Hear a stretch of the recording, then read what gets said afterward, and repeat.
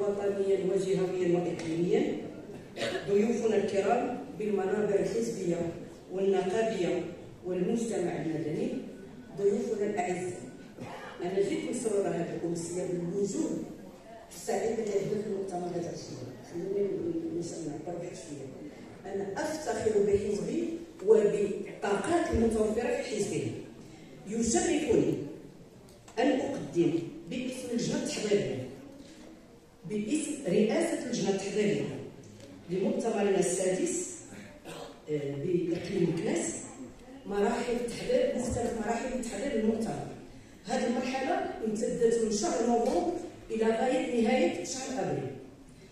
خلال هذه المرحلة كلها انكبت اللجنة التحضيرية على داخل ورشات وداخل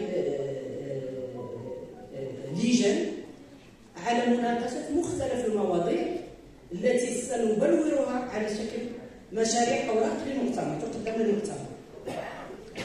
لقد استعرض أعضاء اللجنة مجموعة من المواضيع المهمة التي تهم السياسة والاقتصاد، الصحة، التعليم، المرأة، الشباب، البيئة، المجتمع المدني، الشأن المحلي بالخصوص، وعدد من المواضيع اللي هي في صلب اهتمامات الحزب ديالنا.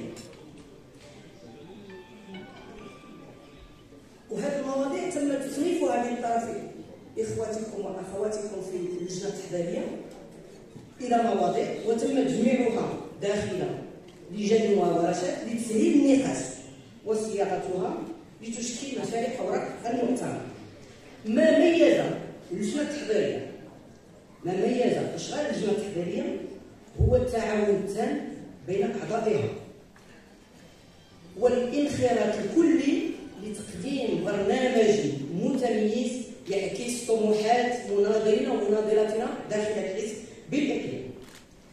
وأكيد أن خلال أشغال مؤتمرنا اليوم غد سيقوم المؤتمر والمؤتمرات سيزيد في مناقشة هذه المواضيع لتعميق النقاش ولوضع استراتيجية مستقبلية لاسترجاع وهج حزبنا بالإقليم. نتمنى جميعا النجاح لمؤتمرنا السادس، والسلام عليكم ورحمة الله. شكرا الأخت الله عن رئاسة لجنة التحضير للمؤتمر. كلمة منظمة النساء الاتحاديات ستتفضل بها الأخت فوزية الحريقة، الكاتبة الجهوية لمنظمة الجهات فاس الكناس.